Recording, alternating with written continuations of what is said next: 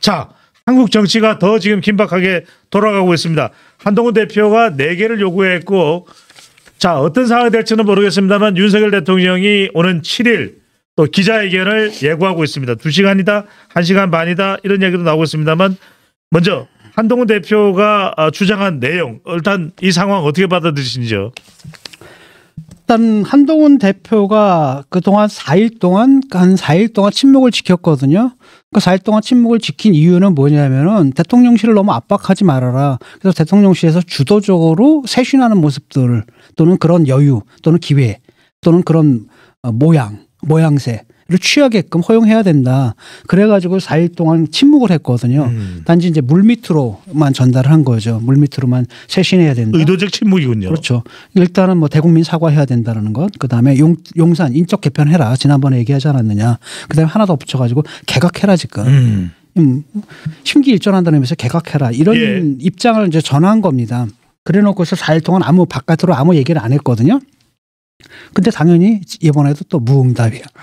그러니까 4일 만에 다시 딱 공개적으로 딱 그걸 때린 거죠. 대통령 대국민 사과해라. 그다음에 용산 인적 개편해라. 그다음에 쇄신 개각해라. 이렇게 압박을 하고 이제 나선 모양새가 됐거든요.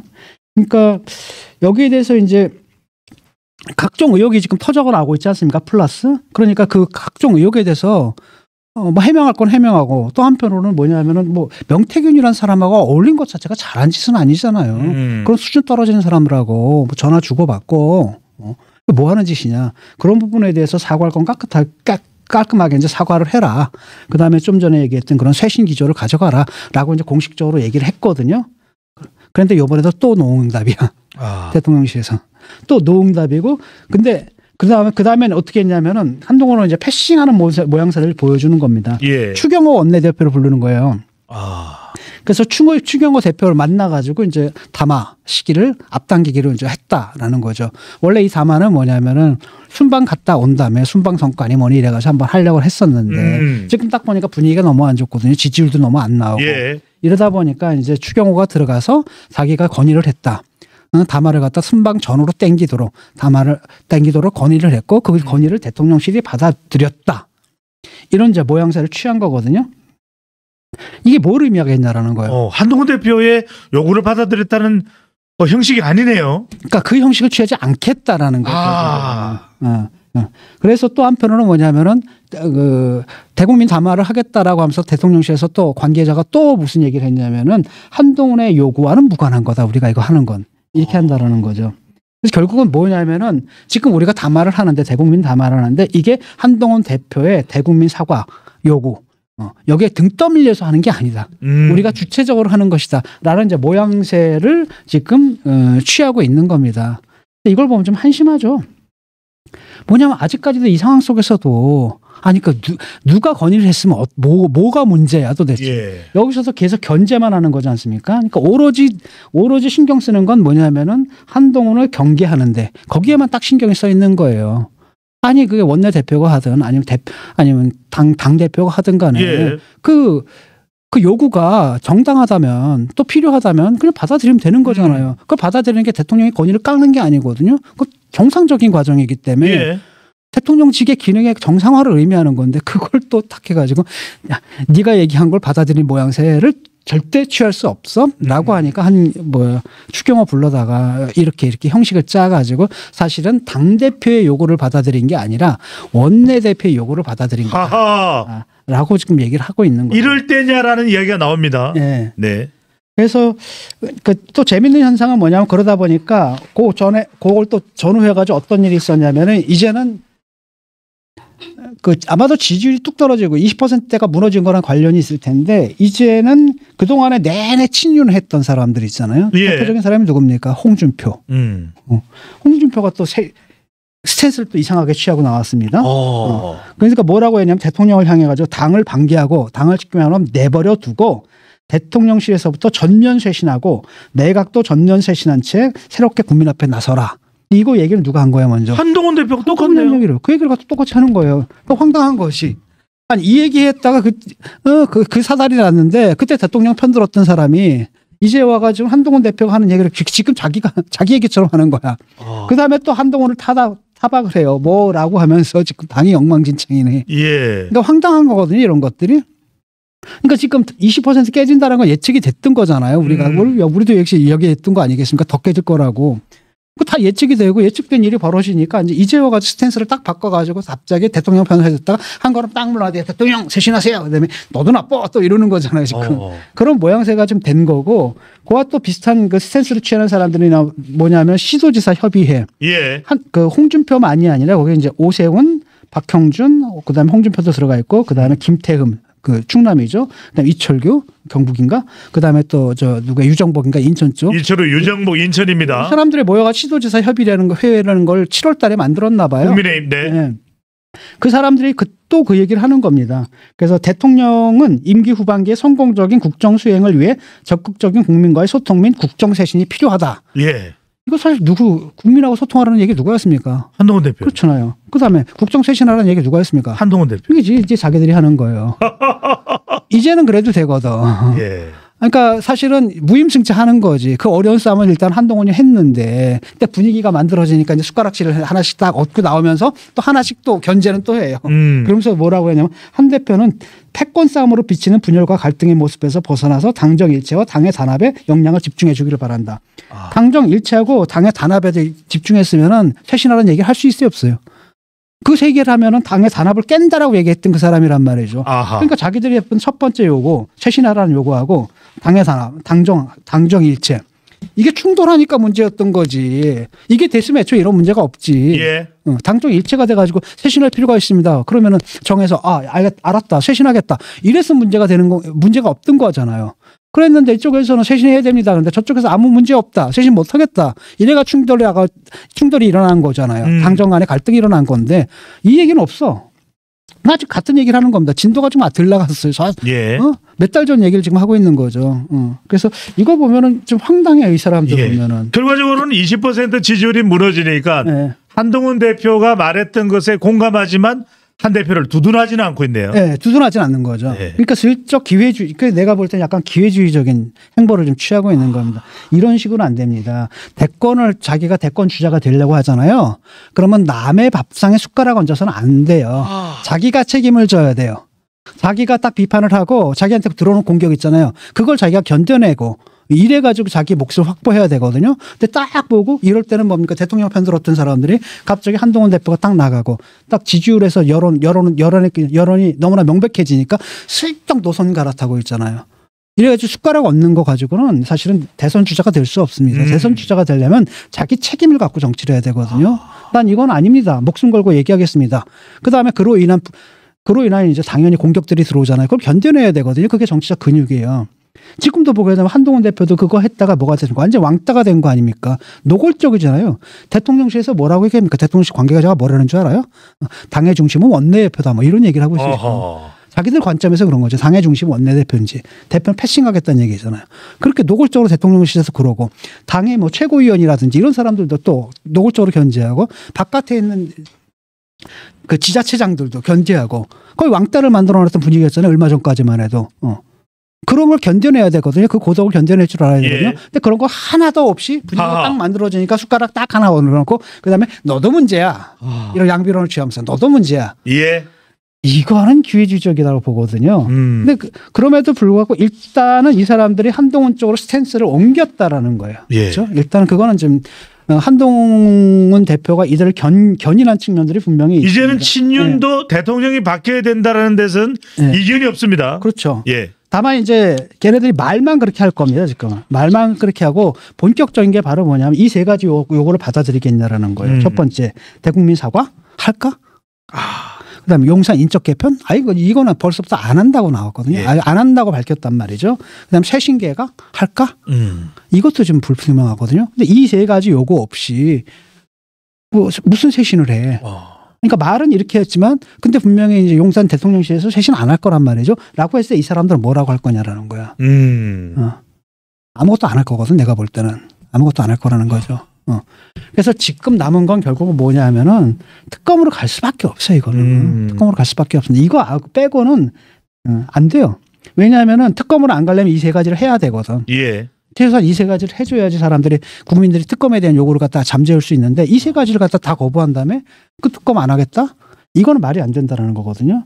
결국은 제가 볼 때는 이 세 가지는 본질적으로는 거부가 될 것 같아요. 대통령실에서 거부할 것 같아. 안 할 것 같아. 예. 그러니까 사실상 안 하겠다는 7일 날은 안 한다라는 이야기가 나올 것이다. 그렇죠. 안 할 거라는 느낌이 좀 들고 그렇다고 한다면 남는 건 당연히 뭐냐면 이제 김건희 특검 같은 경우 지금 김건희 특검에 대해서 한동훈 대표는 일단 민주당 안을 안 받는다라고 얘기를 하잖아요. 예. 그럼 네 안이라도 낼 거냐라고 하는 데에 대해서 지금 불분명한 태도를 보이고 있거든요. 예. 그러니까 자기 생각은 그걸 거라는 거예요.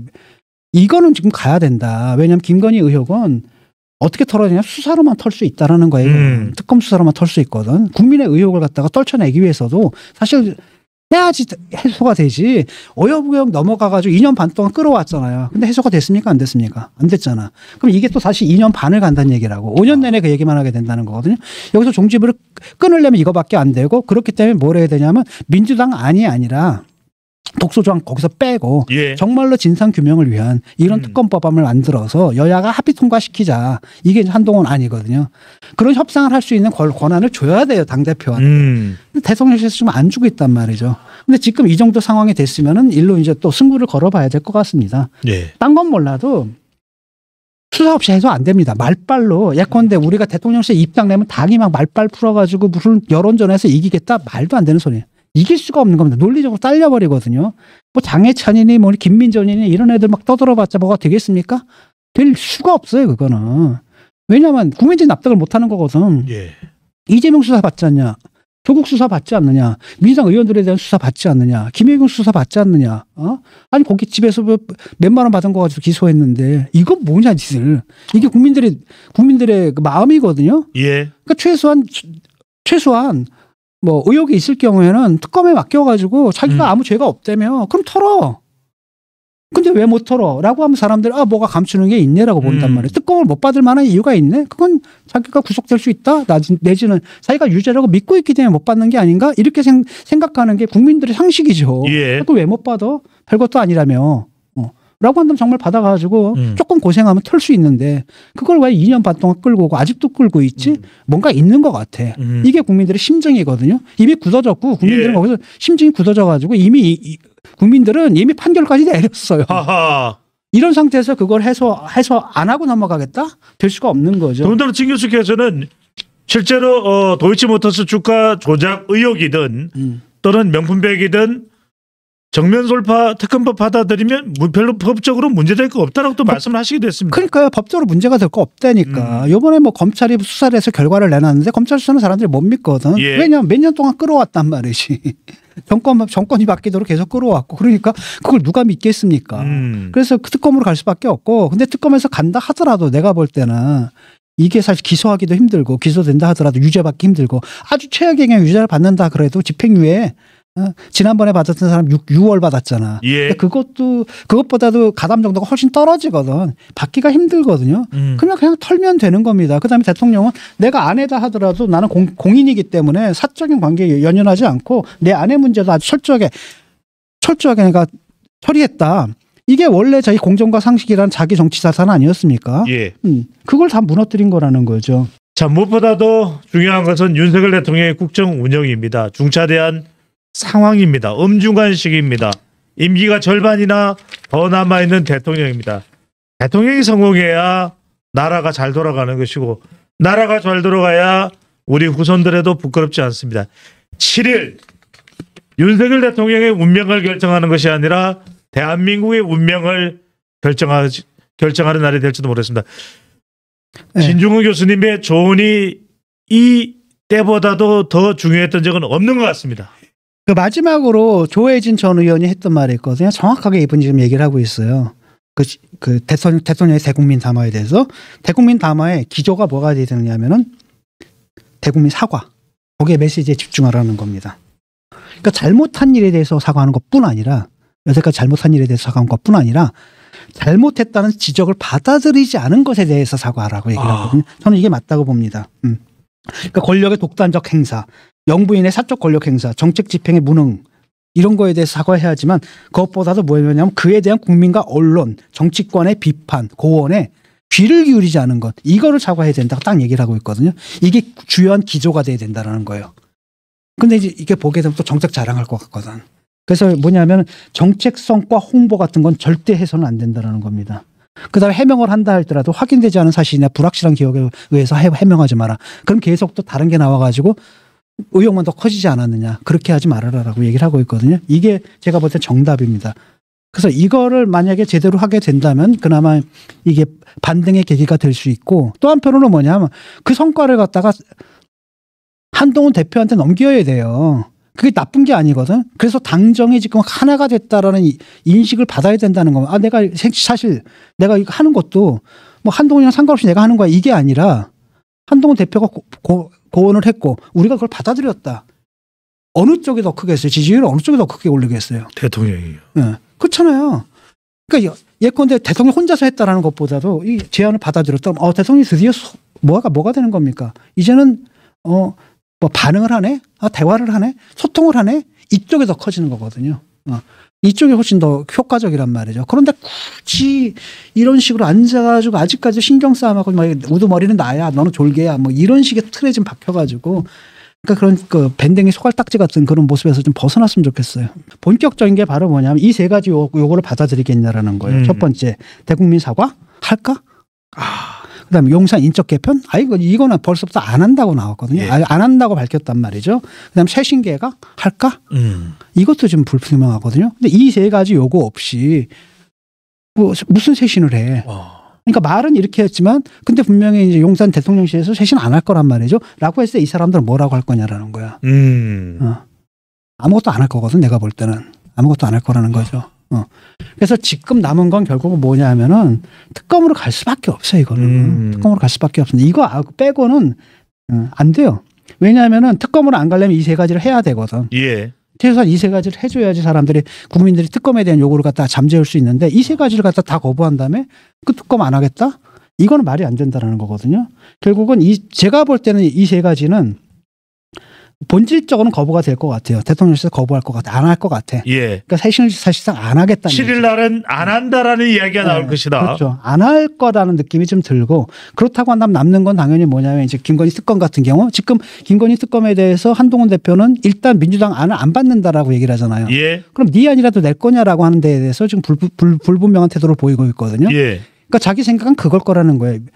이거는 지금 가야 된다. 왜냐하면 김건희 의혹은 어떻게 털어내냐 수사로만 털 수 있다라는 거예요. 특검 수사로만 털 수 있거든. 국민의 의혹을 갖다가 떨쳐내기 위해서도 사실 해야지 해소가 되지. 어여부역 넘어가가지고 2년 반 동안 끌어왔잖아요. 근데 해소가 됐습니까? 안 됐습니까? 안 됐잖아. 그럼 이게 또 사실 2년 반을 간다는 얘기라고. 5년 내내 그 얘기만 하게 된다는 거거든요. 여기서 종지부를 끊으려면 이거밖에 안 되고 그렇기 때문에 뭘 해야 되냐면 민주당 안이 아니라 독소조항 거기서 빼고 예. 정말로 진상규명을 위한 이런 특검법안을 만들어서 여야가 합의 통과시키자. 이게 한동훈 아니거든요.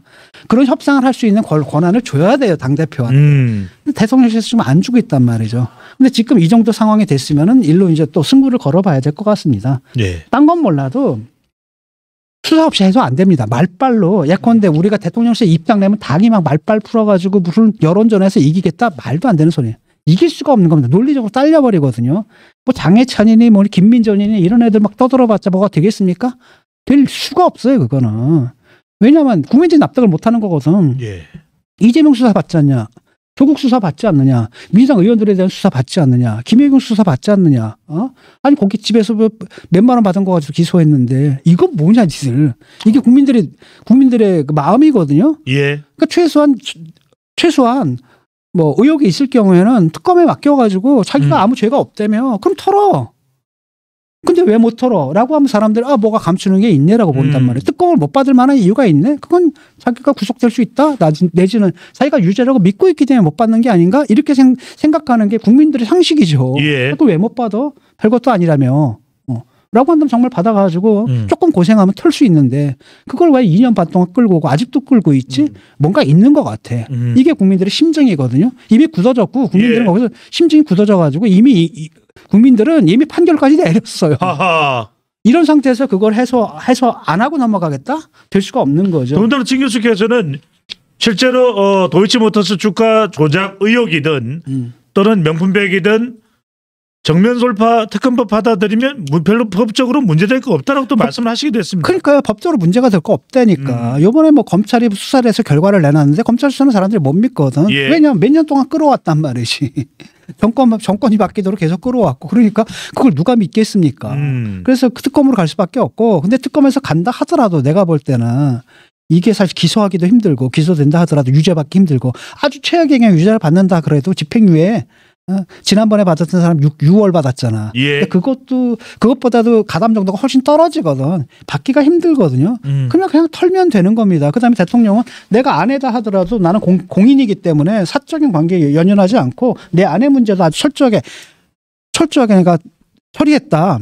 이게 원래 저희 공정과 상식이란 자기 정치 자산 아니었습니까? 예. 그걸 다 무너뜨린 거라는 거죠. 교수님 질문을 안 드릴 수가 없습니다. 왜냐하면은 지금 자꾸 지지율 이야기가 나오는데 교수님의 의견을 듣고 싶습니다. 10%대 지지율, 한국갤럽 19%, 또 문화일보, 엠브레인 퍼블릭은 17%. 10%대 지지율이 어떤 의미입니까? 뭐 이게 제가 봤거든요. 쫙 예. 봤는데 지금 한 일주일 사이에 나오는 지지율들 보게 되면 리얼미터가 22.4, 갤럽이 19, 문화 그다음에 엠블레임 퍼블릭이 17, 리서치뷰가 23, NBS가 20이 나왔거든요. 예. 그다음에 부정평가를 보게 되니까 리얼미터 74, 갤럽이 72, 그러니까 엠브레인 퍼블릭이 78, 리서치뷰가 75, NBS가 67. 그러니까 딱 종합을 해보게 되면 되게 긍정은 20%, 근데 부정이 70%가 넘어요. 라고 한다면은 이건 통치하기가 힘든 거거든요. 내각 책임자 같으면 사실 이게 의회를 해산해야 될 정도의 지지율이 된 거라는. 기시다 일본 총리는 내려왔습니다. 네. 네. 근데 문제는 뭐냐면 이 사람들의 여권의 반응이 더 황당해요.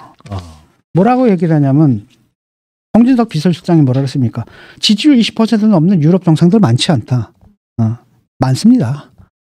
그다음에 유럽 같은 경우에 뭐였냐면 거기가 그 의원 내각제예요. 예. 그러니까 집권을 한다 하더라도 한 개의 정당이 집권하는 게 아니라 연립을 하거든. 연립해가지고 연립 정권을 세우고 이런 데란 말이지. 거기 지지율하고 대통령제라는 게 단순 비교할 수가 없는 거라는 겁니다. 그런데 그렇게 얘기를 하는 거예요. 아니, 그다음에 우리나라 상황 속에서 이런 지지율 나온 적이 있었냐라는 거예요. 지금.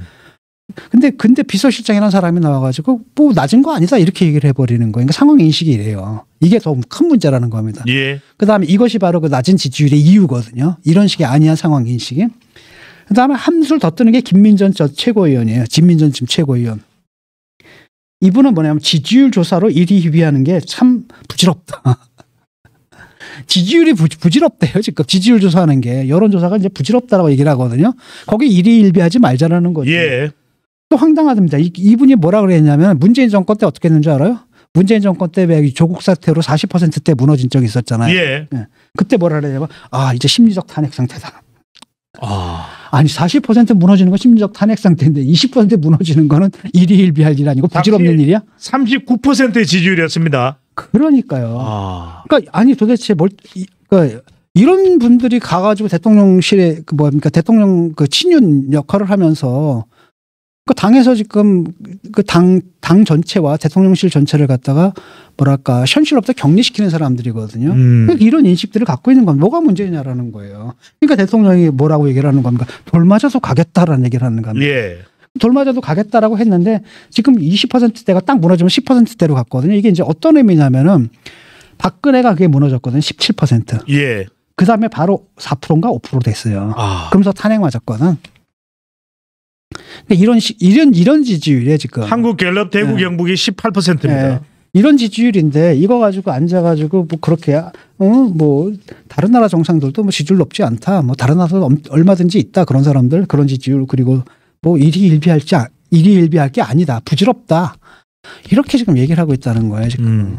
이게 문제고 그나마 추경호 원내대표는 뭐 엄중하게 보고 있다라고 얘기를 하거든요. 예. 그래서 이제 가가지고 아마 이제 뭐 또 담화도 하라고 그랬는데 문제는 뭐냐면 그 담화라는 거 있잖아요. 예, 7일입니다. 이게 딱 보니까 벌써 조짐이 안 좋아요. 네. 조짐이 안 좋은 게 대통령실에서 뭐라고 얘기를 하냐면 임기 반환점을 맞아서 국민들에게 지난 성과를 보고드리고 향후 국정 운영 방향에 대해 설명할 예정이다 이렇게 얘기를 하거든요. 예. 국민들이 얘기하는 건 지금 이게 아니거든. 명태균 이건 어떻게 할 거고 김건희는 어떻게 할 거고 이런 거란 말이죠. 특별감찰관은 어떻게 할지. 그다음에 이제 플러스 하나가 된 게 사실 이런 거 하려면 어떻게 됐었냐면은 이거는 국회에 나왔어야 돼요. 근데 정작 국회에서 했습니까 안 했습니까? 시정연설 안 나갔잖아. 예. 대독했잖아. 그런 것을 뭐 하겠다는 얘기입니까? 이건 국회 나가서 했어야 되는 겁니다. 왜? 국회의원들은 국민들의 대표거든요. 그 앞에서 했어야지. 그렇죠? 그런데 이걸 갖다 슬쩍 깔아놓고 그다음에 이제 그 밖에 나머지는 질문 처리하겠다는 겁니다. 국민이 궁금해하는 모든 사안에 대해서 상세히 설명할 것. 이렇게 얘기를 해놨거든요. 그러다 보니까 결국은 뭐냐면은 결국은 자화자찬이 될 가능성이 커요. 이게 왜냐하면 국정 얘기를 하겠다는 거잖아요. 국정 얘기를 하겠다는 거거든요. 예. 그러니까 여기서 이제 분명히 인적 쇄신, 그다음에 내각 쇄신, 대통령 사과 안 할 거란 말이죠. 그다음에 사실 우리가 이거 해왔고 이거 해왔고 이거 해왔고 4대 개혁과제가 이만큼 해왔고요. 이런 성과가 있었습니다. 이렇게라고 얘기하는 순간에 바로 뭐가 되는 겁니까? 국민들의 이제 국민들의 시선은 아주 차가워지는 거고 국민들의 분노 게이지는 이제 올라가는 거죠. 그다음에 이제 미래는 어떻게 하겠느냐라고 했을 때도 뭐 돌 맞고 가겠다 이 얘기잖아요. 흔들리지 않고 이 4대 개혁은 계속하겠다. 이 메시지를 갖다 국민들은 뭐라고 받아들이겠습니까? 앞으로도 계속 멋대로 가겠다는 얘기네. 이렇게 받아들일 거라는 겁니다, 지금. 근데 그럴 가능성이 좀 커요. 예. 그래서 이미 이제 인위적 쇄신은 안 하겠다고 벌써 딱 못을 박아놨거든요. 대통령실 관계자가. 이건 없을 거고. 개각도 지금 보세요. 아니, 지금 총리 지금 그렇죠. 역대 유례가 없는 대통령과 임기를 같이 하는 국무총리 될 가능성이 상당히 그것도 왜냐하면 사람을 좁게 쓰거든요. 그러니까 맨날 그 회전문 인사잖아요. 여기 썼던 사람을 빼가지고 여기로 갖다 쓰고 이런 식의 회전문 인사를 해왔단 말이죠. 그러니까 개각하는 것도 쉽지 않을 겁니다. 그다음에 대통령 사과, 그러니까 대충 지난번처럼 유감이니 뭐니 이러면서 또 넘어가겠죠. 명품백 사과했을 때 기억나요? 그런 형식일까라는 겁니다. 그렇게 되면은 그게 이제 지난 4월에 있었던 그 명품백 또 의료개혁 담화 이런 거잖아요. 예. 그때 그 국민들의 분노를 갖다 가라앉히는 게 아니라 뭐야 더 열받게 만들었죠. 오히려 국민들로 하여금 뚜껑 열리게 만들어 버렸거든요. 뭔가 하고 기대하고 봤는데 딱 열어보니까 하나도 변한 게 없고 열통만 터지게 만들었단 말이죠. 그러니까 오히려 안 하니만 못한 게 됐는데 이번에도 그렇게 될 가능성이 커요. 그래서 이제 그 원내 지도부에서 지들끼리 얘기를 했던 모양이에요. 비밀리에. 예. 그게 이제 언론에 흘러나왔는데 원내 지도부 내에서 뭐냐면 대통령 담화가 지난 4월 그 의정개혁, 의료개혁 담화 그것과 같아서는 안 된다. 예. 그 수준에서는 안 된다는 얘기가 그런 우려가 자기들 친윤 사이에서 나온 거야. 친윤에서요? 그렇죠. 그래서는 안 된다라고 나왔는데 거기에 대해서 추경호 원내대표가 그럴 일은 없을 것이다. 내가 뭐 대통령실하고 얘기해봤는데 그거보다는 더 나갈 것 같다라고 얘기를 했는데 이건 또 몰라요. 어떻게 될지 모르거든요. 교수님 의료 갈등도 계속되고 있는데 혹여라도 보건복지부 장관 차관 전격 교체 가능성도 열려 있을까요? 거기까지 갈 사람이 아닐 것 같아요. 지금 2,000명 그거 양보할 것 같지가 않거든 지금. 그래서 결국 지금 여야 의정 예. 지금 협의체가 반쪽짜리가 지금 출범하고 있지 않습니까? 거기서 얘기된다 하더라도 쉽지는 않을 것 같고 만약에 그런 식의 메시지를 보냈다면 진작에 사실은 이 문제가 해결되지는 않았다 하더라도 일단은 해결을 위한 그 길을 지금 밟고 있겠죠. 그거는 내가 볼 때 기대하기 힘들어요. 개각 같은 거. 특히 또 그냥 개각도 아니고 그런 거. 예. 왜냐하면 이제 윤석열 대통령 막 가는 사람이거든요. 그런데 괜히 그거 갈아쳤다라고 한다면 문책성이 된다. 아하. 이러면 안 된다. 또 이렇게 생각할 거라는 거예요. 그러니까 그게 문제라는 거죠 지금. 교수님 게시판에서 올라와서 이거 질문 안 여쭤볼 수가 없는데 대통령실에서 가지고 있는 그 생각의 바탕에는 사과를 하거나 밀리게 되면 또는 한동훈 대표 요구를 받아들이게 되면 결국 야당에게 밀리게 되고 몰리게 되고 결과적으로는 대통령의 탄핵으로 연결된다는 생각이 강한 것 아닐까요? 어떻게 보십니까? 그러니까 그렇게 생각들 하고 있는 것 같아요. 그러니까 이 김건희 사과도 처음부터 그렇게 얘기를 했잖아요. 사과하면 밀린다. 박근혜 탄핵도 사실 사과하는 순간부터 시작됐다라는 게 그 사람들의 잘못된 인식인 거예요. 예. 그 사람들의 잘못된 인식이죠. 그러니까 사과를 안 하게 되는 거거든요. 그래서 사과를 안 하고 지금까지 왔어. 지지율이 얼마가 됐습니까? 이게 10% 되거든요. 그러면 이게 뭐야? 이게 바로 탄핵받을 상황이 된 거라는 거예요. 그 사람 말대로 그 사람들 말대로 하면 이렇게 된다니까. 이거 가지고 배우질 못한다는 게 말이 안 되는. 깔끔하게 특검을 맡겼으면 어떻게 됐습니까? 정권주의 끝나고 지금 기억도 못 할 겁니다. 그거 뭐 도이치모터스니 이런 거 그렇죠. 명품백 그때 사과했으면 3일짜리예요 그거. 끝났을 거잖아요. 그런 거잖아요. 오히려 불법 감청 취재를 한 부분에 대해서 더 책임을 물을 수도 있었을 텐데 사과만 했더라면. 그럼 이제 와가지고 뭐 인적 사실 그럼 지금 그 사람들 보고 그 사람들은 지금 인적 쇄신 왜 하자 그러는 거야? 그냥 가야지. 이것 때문에 사실 쇄신이고 뭐고 안 하고 그냥 계속 왔던 거 아닙니까? 그러다 보니까 지지율이 여기까지 떨어진 거고 그 핵심 중에 그 지지율 떨어진 것 중에 핵심 중에 하나가 대통령의 이제 독단적인 운영도 있지만 국정 운영도 있지만 김건희 여사 이거 의혹이 엄청 크거든요. 이거요. 근데 지금 이렇게 만들어 놓고서 아직도 그 얘기를 한다는 거. 그래서 당신들 뜻대로 해왔는데 지금 어떤 상황이 밀려있냐라는 거예요. 지금 탄핵 얘기가 나오고 있지 않느냐. 내가 볼 때 탄핵 가능하지가 않아요. 지금 뭐냐면은 그 민주당 쪽에서는 지금 탄핵 불쏘시개를 지금 짚히고 있거든요. 연일 밀어붙이고 있습니다. 그다음에 교수놈들 몇 명이 또 나섰더라고요. 컬럼도 쓰고 반응 없어요. 지들만 그냥 자기들끼리 자가 발전하는 거거든요. 아무 반응 없습니다. 나 그거 끝나고 가다 보니까 저쪽 용산역 앞에서 또 뭐 서명 받더라고. 아무도 서명 안 해. 촛불 때는 어땠습니까? 와가지고 사람들 이거 뭡니까? 깔아놨잖아요. 이렇게. 그 부스 깔아놓으면 와가지고 사람들 막 서명하고 난리 났잖아요. 지금 딱 보니까 돌아다니면서 이게 줘도 이런 분위기거든요. 그러니까 이거 너무 과도하게 이제 내가 볼 때는 그것도 그 의도된 엄살인 것 같아. 그런 식으로 아부를 해가지고 김건희 여사한테 아부를 해가지고 자기들의 자리를 차지하는 거 그거 외에는 합리적으로 설명이 안 되는 거거든요. 지금 탄핵이 되려면 뭐가 있어야 됩니까? 한편으로는. 그다음에 탄핵이 되려면 일단은 8표를 갖고 와야 되는 거예요. 8표를 누가 줘요? 국회에서부터요. 안 주거든요. 한동훈이다 하더라도 탄핵에 찬성하겠습니까? 말이 안 되는 거잖아요. 그럼 통과가 안 돼. 저쪽 국회에서 통과된다 그래서 인용이 되겠냐라는 거예요. 인용도 안 돼.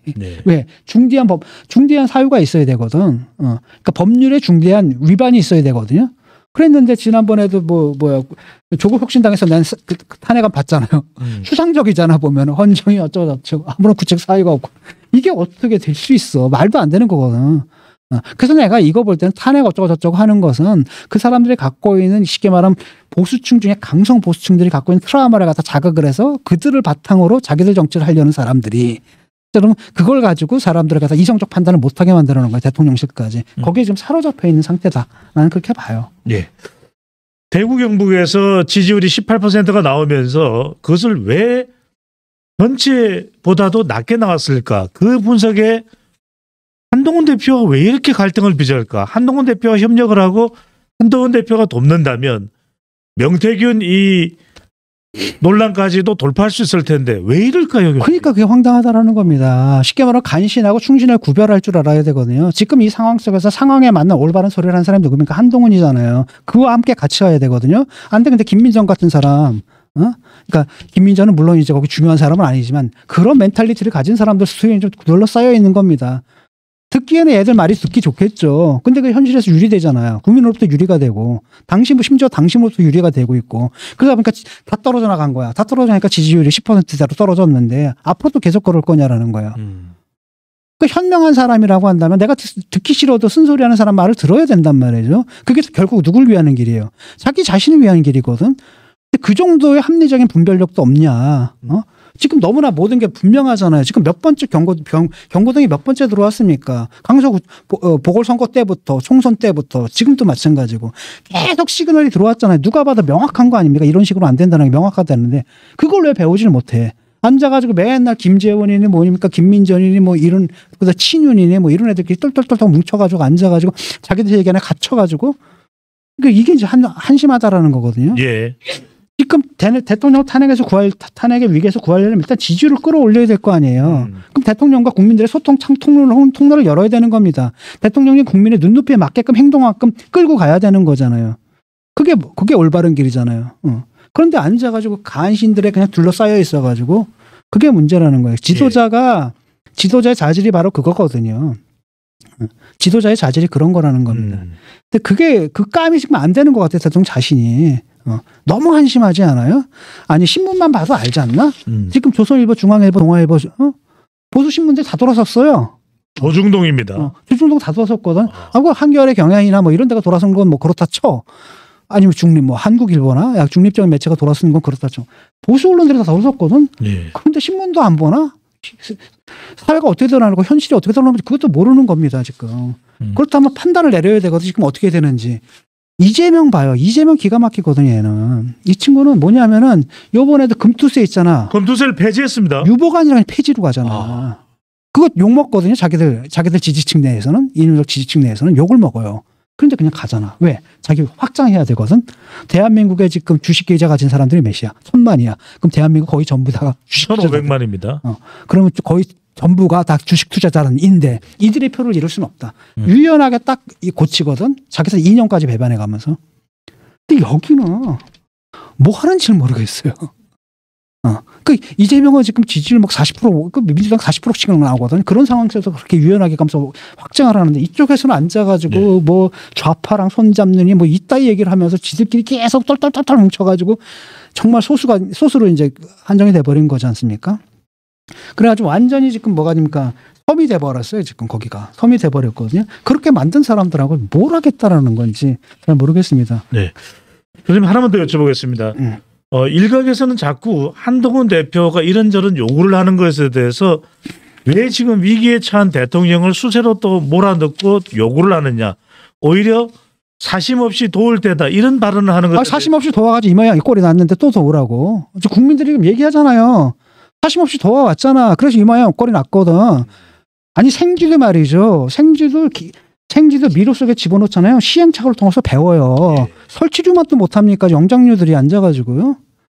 머리도 떴으니까 머리가 지금 액세서리입니까? 모자 쓰자고 있는 거 아니잖아요. 머리를 쓸 줄 알아야지. 그런 돌대가리들 틈에 지금 둘러싸여 있는 겁니다. 그런 돌들. 그게 정말 돌대가리인지는 모르겠는데 또 하나는 뭐냐면 다 의도된 겁니다. 그걸 통해 가지고 자기들 권력을 유지하는 거거든요. 그러니까 이 사람들은 집권을 포기한 거예요. 하지만 TK나 어떤 PK 일부 지역 있잖아요. 여기서는 그냥 공천이고 당선이거든. 거기서 그건 뺏기면 안 된다라는 겁니다. 근데 문제는 뭐냐? 지금 당정을 잘못 이끌어오는 책임들? 그러면 자기들한테 묻게 되는 거잖아요. 예. 그럼 다음에 공천에 자기들이 위험해지는 거예요. 아하. 그러니까 지금 우리는 그냥 계속 가야 되는 거죠. 자기들 잘못을 인정할 수가 없는 거지. 예. 그러니까 계속 잘못된 길로 계속 가는 거야. 정권 그러면 뺏기겠지? 뭐 상관없어. 정권은 우리가 재창처럼 좋지만 내가 의원 자리를 차지하니까 더 좋은 거지. 이게 가장 좋은 거고. 지금 거의 그런 상태에 그 안에 지금 안주하는 거거든요. 그러니까 위기가 와도 위기의식을 못 느끼는 겁니다. 위기의식을 느끼는 건 수도권 사람들은 위기의식을 느껴요. 근데 그 안에 있는 사람들은 위기의식을 못 느끼거든. 그 지역에서 자기들이 안전하다라고 했는데 요번에 보세요. 지금 18% 나왔죠. TK에서도. 대구 경북이 전국보다 더 낮은 18%입니다. 예, 물론 이건 그대로 믿을 수가 없습니다. 왜냐하면 표본이 너무 작아요. 예. 그럼에도 불구하고 거기서 이 수치가 나온다는 충격적인 거죠. 거기서도 지금 판단 내린 겁니다. 대구 경북에서도 벌써 그 대구 경북 그 유권자들도 전략적 판단을 갖다 내렸거든요. 2번 내렸습니다. 한 번은 이준석 이런 식으로는 안 된다. 뭔가 젊은 리더십 필요하다라고 했을 때 이준석을 뽑아준 거. 그게 이제 경북이었거든요. 그때 예. 한번 전략적 판단한 거죠. 그다음 그건 효과적이었고 결국 정권재직까지 했잖아요. 두 번째가 대통령실에서 개입하는 자도 당대표를 한동훈으로 밀어준 거예요. 그렇잖아요. 이런 전략적 판단을 이미 TK에서도 하고 있다는 겁니다. 예. 왜? TK 거기서 뭐 지자체장이나 거기 의원놈들은 자기들 이해관계가 있지만 그 유권자들은 다르거든요. 유권자들은 얘들이 의원하는데 별 이해관계가 없습니다. 유권자는 뭐에 더 관심입니까? 정권 재창출에 더 관심이 있거든요. 여기 더 관심이 있는 거죠. 이런 문제예요. 그러니까 당심하고도 분리가 된 겁니다. 지금 그런 상태고. 그래서 이제 한동훈 대표가 이번에 뭐라 그랬냐면 윤 대통령의 담화가 반드시 국민 눈높이에 맞아야 된다. 7일입니다. 많이 좀 나가야 된다라는 겁니다. 예. 근데 이제 인위적인 인적 쇄신 안 하겠다고 했잖아요. 거기에 대해서 기자가 물으니까 뭐라 그러냐면 원래 인적 쇄신은 인위적인 겁니다. 그렇죠. 뭐 자연적인 겁니까? 인간이 하는 건데. 그러면서 뭐라 그러냐면 신뢰를 받는 차원에서 필요하다. 그 다음에 또 하나는 뭐냐. 왜 하느냐? 그건 국민들의 공감대가 있다. 국민들이 그걸 원한다라고 얘기를 했고 그 다음에 또 다른 한편으로는 김건희 여사 공개 활동 뭐 앞으로는 안 하겠다라고 하는데 예. 여기 대해서도 국민 눈높이에 맞아야 된다. 그 수준이라는 게 그 정도 가지고는 안 된다라는 거죠. 뭐 감찰관, 특별감찰관이라든지 뭐 그밖에 여러 가지 조치가 있지 않겠습니까? 그런 식으로 가야 된다는 거고. 그다음에 대통령 관계자가 당 중심에는 추 원내대표가 있다고 하던데 이거 약간 고자질한 거죠. 예. 그러니까 대통령실에서는 당 그러면은 원내대표. 한동훈은 아니야 이렇게 패싱하려고 했거든요. 근데 거기에 대해서 뭐라 그래요? 당대표가 아니라 원내대표가 당의 중심이라는 사고방식은 굉장히 잘못된 거다. 그건 잘못된 생각이다라고 얘기를 하고 있고, 그래서 변화와 쇄신을 해야 된다라는 거고, 그다음에 또 한마디 한 게 뭐냐면 지형을 봐라. 지금 옛날에는 보수가 3이고 진보가 2였다면 지금 뒤바뀌었다. 보수가 2고 진보가 3이 됐다. 지형 자체가 불리하니까 우리가 살아남으려면 어떻게 되냐? 외연을 확대해야 된다. 외연을 확장해야 된다. 그 얘기를 하는 거면 그럼 당의 노선이 달라져야 되는 거, 당의 색깔도 달라져야 된다는 그 얘기를 지금 하고 있는 거죠. 네. 그럼 11월 일단 15일이 있고 또 30일 있지 않습니까? 하나가 이제 선거법 선거고, 그 다음에 위증죄거든요. 그렇습니다. 근데 모든 사람들이 일치하는 것은 위증죄는 일단은 그거는 빼도 박도 못한다. 예. 이거는 뭐 유죄가 나올 수밖에 없다라는 거고, 유죄가 나온다면 이거는 위증은 이게 위증 교사거든. 이거는 감경 사유가 아니라 가중 사유예요. 그다음에 이런 걸 하면은 분명히 이거는 이제 실형에 떨어질 것 같고, 선거법에 대해서는 많은 사람들이 이건 유죄다라고 얘기를 하지만 일부는 뭐가 있냐면은 하나는 뭐냐면 그 기억 문제 있잖아요. 그거 기억 문제. 기억이라는 건 주관적인 건데 이게 좀 애매모호한 부분이 있다. 거기 답들어볼 만하다. 이 얘기가 있겠고, 그 부분에 대해서는 또 다른 한편은 이제 형량이 나온다 하더라도 100만 원 이상을 선고하게 되면 뭐가 문제가 걸렸냐면 400 몇십억이 걸려 있거든. 그러니까 판사한테 굉장히 부담이 큰 거죠. 예. 그러니까 그것 때문에 걱정하는 사람들이 있어요. 판사가 혹시 그런 정치적 고려 때문에 그 정치적 고려 때문에 그거 하지 않을까. 그래서 또 어떤 사람들은 뭐라 그러냐면, 그래서 법정에서 하나는 그냥 대충 무죄 아니면 100만 원 이하를 때리고, 아하. 두 번째 거는 지난번에 마치 구속영장 기각 그것처럼 요거는 사실 인정하고 이런 식으로 나오는데, 그거는 좀 불가능한 게 왜냐하면 재판부가 독립적이거든요. 독립적으로 판단하기 때문에 그런 식의 개선할 수 있는 구조가 없어요. 지금 법원에는. 그래서 그건 아닌 것 같고, 근데 일단은 전망은 뭐냐면은 유죄가 나올 것 같아요. 내가 선거법은 보는데. 근데 100만 원 넘게 나오느냐 안 나오느냐 그건 모른다는 거죠. 그런데 이 상황에서 교수님 진짜 이 재판부에 대한 압박이 엄청납니다. 이른바 검사, 수사하는 검사, 재판부 다 탄핵시켜라 이런 말들을 계속 민주당에서 지금 주장이 나오고 있습니다. 예. 그거 다 그냥 블러핑이고요. 지금 문제는 흔들릴 겁니다. 이게 1심에서 만약에 유죄가 나와버리잖아요. 위증죄하고 선거법이 위증죄가 그러면 문제는 뭐냐면 민주당은 지금 이재명 유일 체제를 구축해놨는데 유일 체제 유일이 사라져버리는 거예요. 그럼 이 체제는 뭐가 되냐라는 거지. 이 문제거든요. 그런데 이재명이 1심에서 유죄 받아도 자기가 안 물러날 사람이거든요. 2심, 3심까지 갈 사람이에요. 그럼 이 위기가 계속되는데, 적어도 딴 건 몰라도 선거법하고 그다음에 뭡니까? 위증교사 이건 간단하기 때문에 3심 내려집니다. 3심이 내려지거든요. 그렇게 되면 민주당은 지금 대안이 없는 상태 속에서 플랜 B를 다 제거했거든요. 조직적으로 제거했단 말이죠. 인물들도 다 제거하고, 또 다른 한편은 뭘 제거한 겁니까? 그 세력까지 다 제거했단 말이에요. 그런 상태에서 갑자기 막 굴러가는데 두뇌가 사라져 버리는 거예요. 이런 사태가 올 수가 있다라는 거죠. 그게 이제 민주당이 가장 큰 위기고, 그러니까 문제는 뭐냐면 지금도 하는 건 바로 1심에서 유죄가 나올 경우에 흔들릴 수가 있거든. 그것만은 흔들리지 않겠다는 거나 2심, 3심까지 가겠다는 의지를 보여주는 거예요. 지금 끝까지 우리 체제를 가져가겠다. 그다음에 이게 이재명뿐 아니라 이재명 체제에 복무하는 사람들 있잖아요. 그 덕분에 한 자리 차지하고 이 사람들이 다 이해관계가 일치하거든. 그러니까 자기들의 권력은 계속 가려면 권력을 길게 끌어야 되잖아요. 그러니까 그렇게 하기 위해서 뭡니까? 11월 한 달을 갖다 뭘로 만드는 겁니까? 파국의 달로 만드는 거죠. 그래서 뭐가 나오는 거야? 탄핵 얘기가 나오는 거죠. 민주당에서 일단 탄핵은 좀 선을 긋고 있는 것 같아요. 명태균은 어떻게 처리해야 될까요, 교수님? 지금 명태균 수사를 하고 있거든요. 창원지검에서. 근데 창원지검이 좀 뭐랄까 이렇게 좀 그 수사를 제대로 할 수 있는 데가 아니라 그러더라고요. 거기 이제 형사부 검사 5명에다가 파견 2명에서 7명이었거든요. 거기다 이제 4명을 더 붙인다라는 겁니다. 4명을 붙이게 되면 11명이 되는데, 이거 정도면 거의 특검 수준이고. 그러네요. 서울중앙지검 반부패 일부 수준이라고 합니다. 그러니까 사실 철저하게 조사를 해서 이걸 말끔하게 처리하지 않으면 안 됩니다, 이거는. 근데 명태균 같은 게 첫 번째는 뭐냐.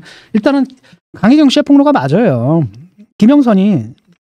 그러니까 명태균이 김영선한테 공천 받아준다고 했겠지. 그래서 김영선이 이제 명태균이 팔고 다녔겠지. 나 뭐 윤석열하고 통화되고 말이야, 김건희하고 통화돼 이러면서 팔고 다녔고 공천을 얻어줄게 라고 해서 연결을 해준 게 이제 김건희 윤석열하고 연결이 됐고, 김건희 윤석열 선에서 이제 이준석 그다음에 특히 윤상현 쪽 라인으로 간 거고, 그래서 결국 공천을 준 거죠. 전략 공천해가지고 준 거란 말이죠.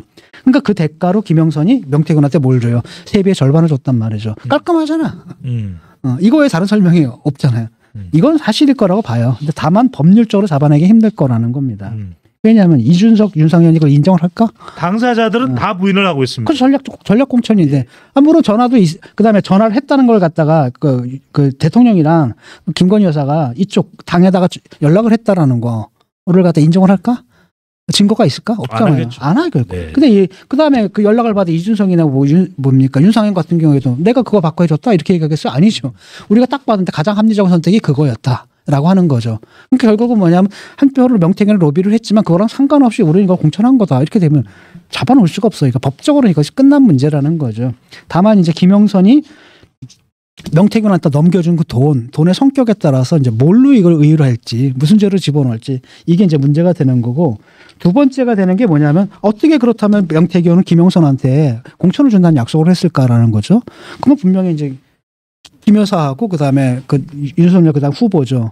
밀접한 관계가 있었고 그 관계를 매개해줬던 게 바로 여론조사라는 겁니다. 가짜 여론조사고 그게 뭐 2억 7천인가 뭐 3억 얼마인가. 근데 그건데 이제 문제는 뭐냐면 그게 이렇게 비공개란 말이죠. 그다음에 그 조작한 거고 사실은 이게 여론조작을 위해서 한 조사가 아니에요. 보고용으로 내부 보고용으로 한 거라는 거예요. 그러니까 이것도 법적으로 잡기 힘든 게 아니 계약을 했어야지. 이만큼 조사를 갖다 몇 명표번호로 이만큼 돈을 받고 언제까지 이런 거 없이 그냥 지가 들고 와가지고 일방적으로 그것 때문에 이것도 지가 다 조작해가지고 들고 와가지고 이겁니다 이러면서 기분 좋게 해주는 기쁨조 역할을 한 것뿐이거든요. 그러니까 이것도 사실은 선거법 이런 거랑도 의율하기가 상당히 힘들 거라는 겁니다. 법적으로는 문제될 게 없어 보여요. 네. 법적으로는 문제가 될 거 없어 보여요.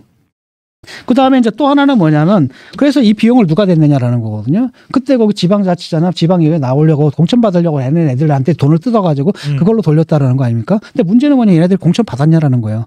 못 받았어요. 그러니까 이게 사실 로비가 안 됐다는 겁니다. 이게 명태균의 실력을 보여주는 것이기도 하고 그래서 결국은 나중에 돈 물어준 거 아닙니까? 물어주기도 하고 그래서 나중에 부랴부랴 사용증 써가지고 돈을 빌렸다 갚은 것처럼 이제 행세를 한 거고 이런 문제거든요. 남은 건 뭐냐면 명태균하고 윤석열, 김건희 사이에 이제 통화가 이루어졌던 이 통화의 내용이 뭐냐라는 거예요 지금. 그 안에 과연 스모킹 건이 있을까? 나는 그 가능성은 그렇게 높지 않다고 보거든요. 그러니까 지금 명태균이 블러핑을 하는 겁니다. 그러니까 명태균이 지금 어떤 상황이냐면 첫 번째 이거예요. 딱 까놓고 얘기하고 다닌다 그러더라고요. 나 이준석하고 윤석열은 안 다치게 할 거다. 그러니까 사인을 보내는 거야. 난 당신을 해칠 의사 없어. 그다음에 또 뭐라고 하냐면 또 다른 한편으로는 강혜경이 이제 막 공격하잖아요. 또는 그다음에 민주당에서 공격하잖아. 다 거짓말이다. 다 거짓말이다. 그런 억지로 없다. 그러면서 안전하게 보호해주겠다라는 겁니다. 윤석열, 이준석은 내가 완전하게 보호하겠다. 그러면서 또 다른 한편으로는 흘려요. 슬슬. 사실 흘리거든요. 그래서 언론에 계속 보고가 되는 겁니다. 이건 뭐냐면은 나 구속시키지 말라는 거야. 나 틀어지면 다 깔 수 있어. 보호해줘. 그렇죠. 놈테이프 다 갖고 있어. 그래서 내놔봐. 검찰에 들어오면 없다. 불태웠다라고 하고 다른 한편은 갖고 있다. 뭐 아버지 산소에 묻었다부터 뭐 해가지고 갖고 있을 겁니다. 아직도. 옹잡을 수가 없습니다. 아직도 갖고 있어. 이거 왜요? 나 이거 들고 있으니까 이거 나의 보험이야. 보험이야. 나 구속시켜? 그럼 나 이거 깔 거야? 알아서 해. 이 협박을 지금 하고 있는 거거든요.